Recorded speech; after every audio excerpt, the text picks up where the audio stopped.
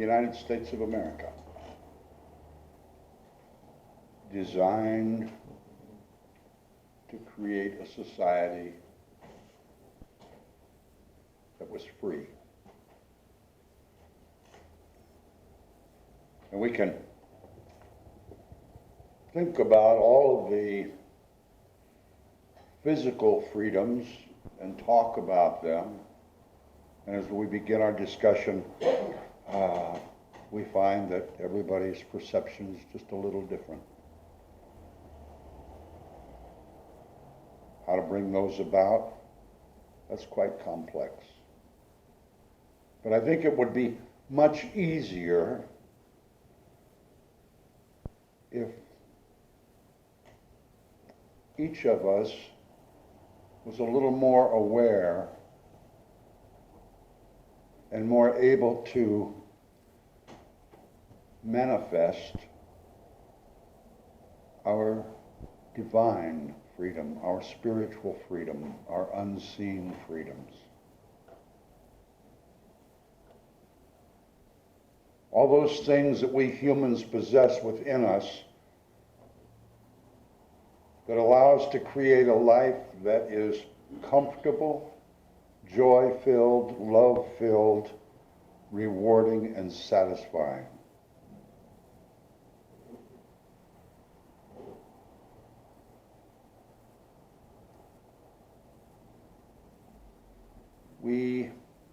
We seem to have difficulty in manifesting those freedoms.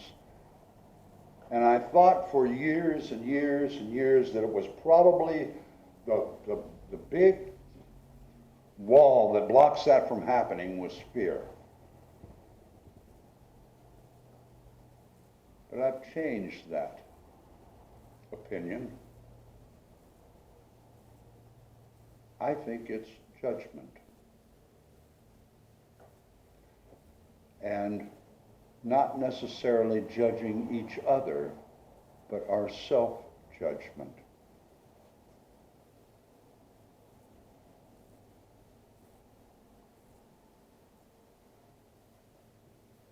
We seem to have it all figured out sometimes, but then to make it happen, to make this freedom, this divine higher self within us manifest itself, we have problems with that. Deepak Chopra says that when we judge others, it's merely a mirror image of the judgment we have for ourselves.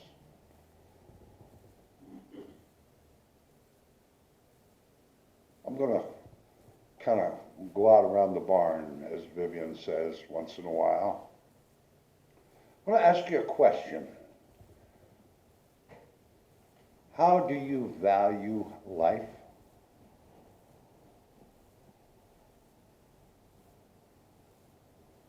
I've been asking myself that question very seriously for years and years, especially since 1967. When I was in Da Nang and loaded 125 body bags into my airplane.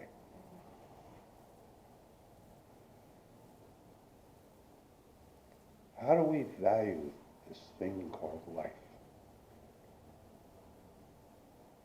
The life of a human being, the life of a tree, the life of our oceans, the life of animals. What criteria do we use? Is there certain standards set up? I don't think so. If we had a standard, if I was to be able to determine a value of life, I'd have to create a set of standards based on morality, which one and whose. I'd have to set standards based on the hundreds of different levels of social acceptance.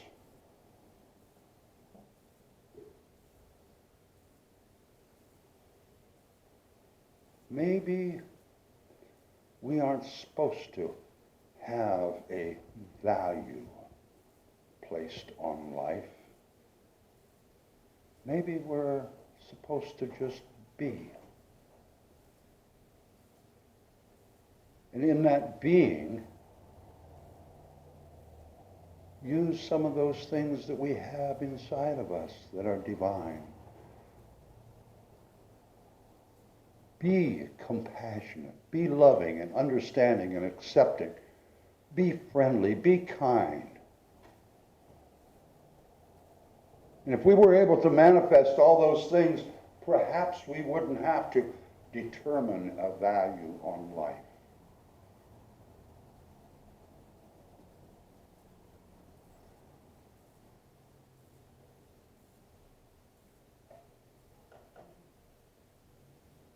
In 1968,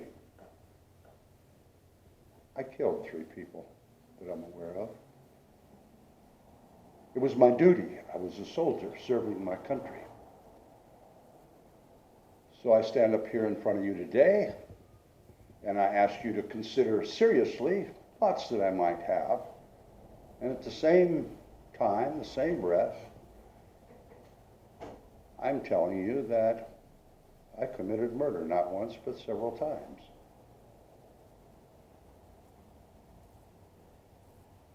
I'm challenging your judgment.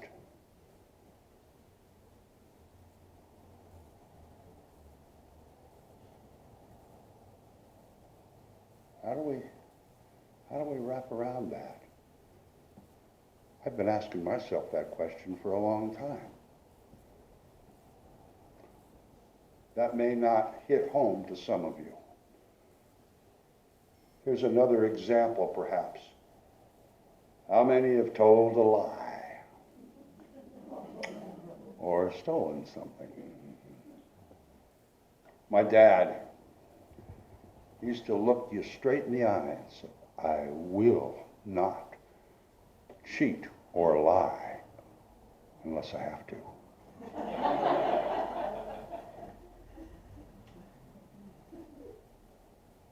But here's this thing.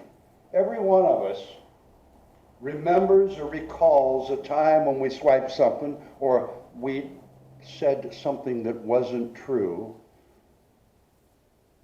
or was hurtful, and our subconscious has never let us forget that.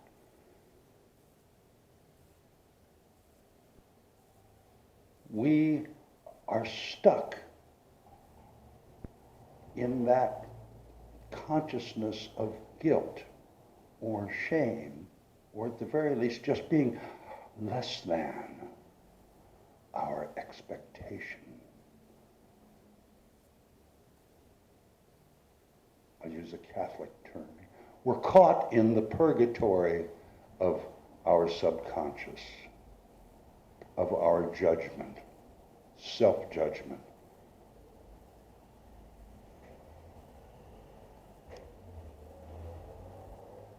We can judge everybody. Wayne touched on some of that this morning. But all the judging of people, all the perceptions of less than desirable, what positive outcome is created by that?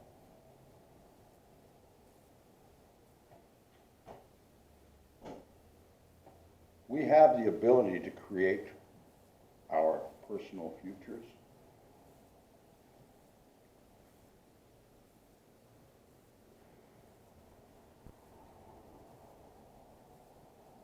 Just like the affirmation of abundance. When we transform freedom from a perception or a definition into a consciousness, our world changes, our lives change. We are free from the shackles of judgment and expectation.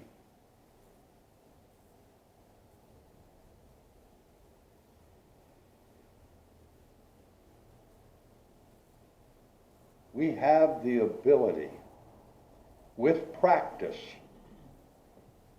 to stop judging first ourselves. And when we stop judging ourselves, we'll stop judging other folks too.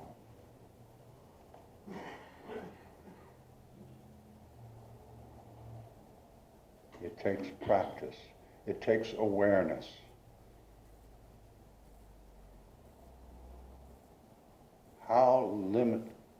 How much do we limit ourselves by our own judgment? Our own expectations.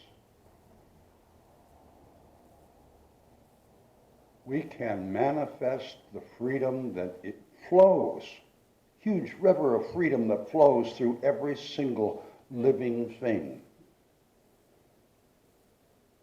We can manifest that into a real life experience if we will break down the wall of judgment and fear and hatred and greed.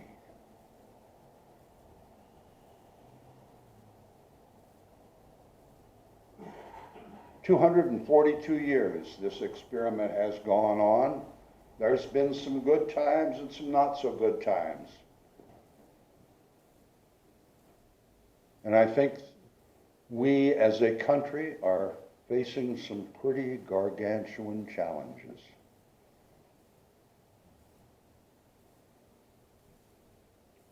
And if we look at history, we'll find that this isn't a new thing.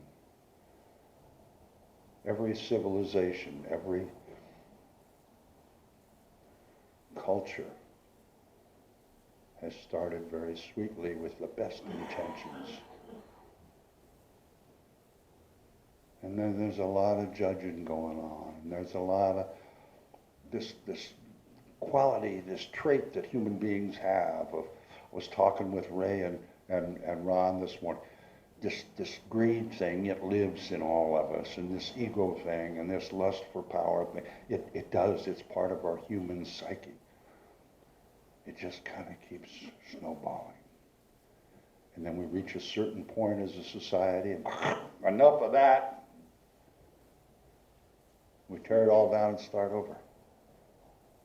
That seems to be the process that humanity has repeated over and over again. I don't know, maybe we have the ability to change that process, that cycle. Maybe we don't. I don't know. I don't think anybody sitting here this morning knows. But I do know we have the power within us to create a life for ourselves that is the manifestation of divine freedom. We can be kind to each other.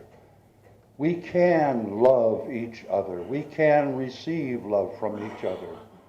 We can accept each other.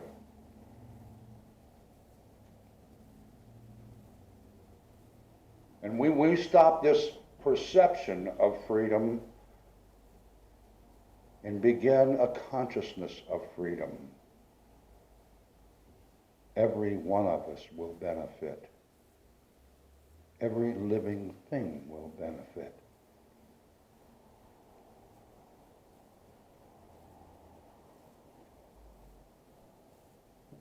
We have time. The last song today is This Land Is Your Land, traditional Woody Guthrie Independence Day, Love America Day song. But I'm going to ask us to first turn to 322 in the Wings of Song.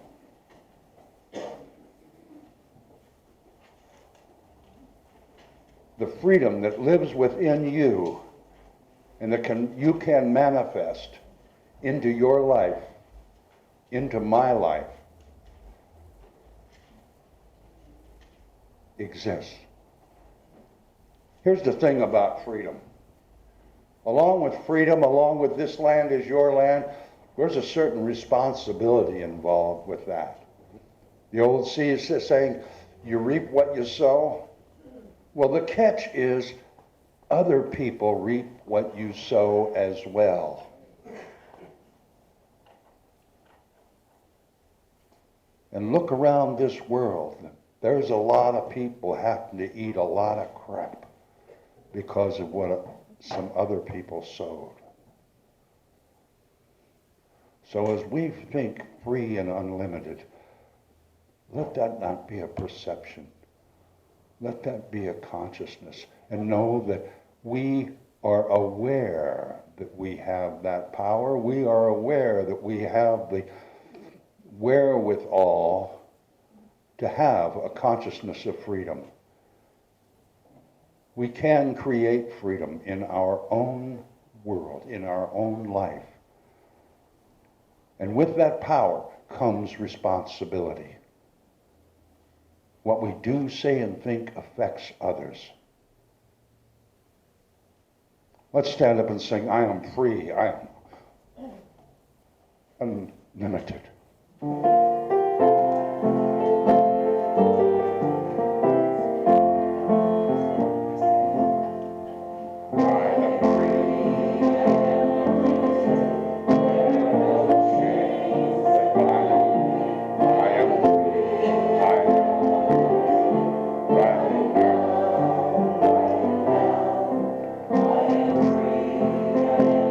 Do you believe that? Say yes.